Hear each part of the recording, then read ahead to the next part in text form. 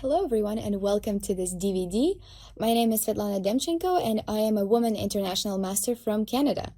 In this DVD we are going to be learning the Scotch Game and even taking a look at the Scotch Gambit as a little bonus at the end.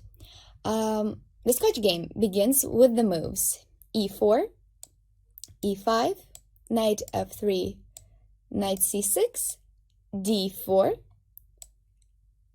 black takes on d4, and knight to d4. This is the Scotch Game, and in case white plays bishop to c4 on move 4, instead of capturing the d4 pawn immediately, this would be the Scotch Gambit. For the most part, we are going to be focusing on the Scotch Game in this particular DVD. So, to give you a bit of historical context on this opening, the Scotch got its name from a correspondence match between two cities, Edinburgh and London, back in 1824. And it became a really popular opening in the 19th century. But unfortunately, by the 20th century, the Scotch really started losing its popularity because by then it has already been deeply analyzed. A few ways to equalize have been found for black, and it was deemed not dangerous by most top players.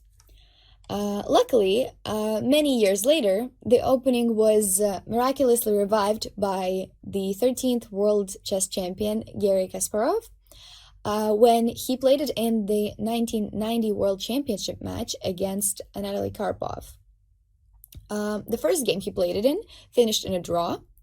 Then, a few rounds later, he repeated it again, and this time won after a very complicated battle, and this was the game that sparked a huge boom in the interest towards the Scotch Game.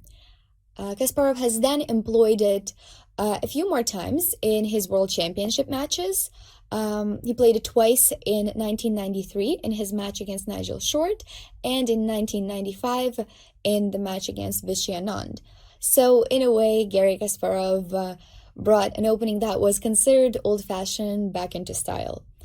To mention a few other practitioners of the Scotch, out of the modern players, there are quite a few big names like Magnus Carlsen, Yanni Pomnishi, Fabiano Caruana, and some others who play it are Rajabov, Morozevich, Andreikin, and there are many, many others. So you can rest assured that this is a very good and solid opening, that you will have many top player games to learn it from. In my opinion, there are many advantages to learning to play the Scotch Game. For example, I like the fact that it avoids all the extremely well-analyzed setups such as the Rue Lopez, so you will have a little less theory to learn here, and there are not as many constant developments of novelties that you would need to follow and keep track of. The Scotch pretty much guarantees you more space out of the opening, some easy play in the center, and the one thing I like about it is that even if you sometimes forget your theory at any point, it is usually not impossible to figure out what to do over the board because the main ideas are similar throughout the lines. So let's get started.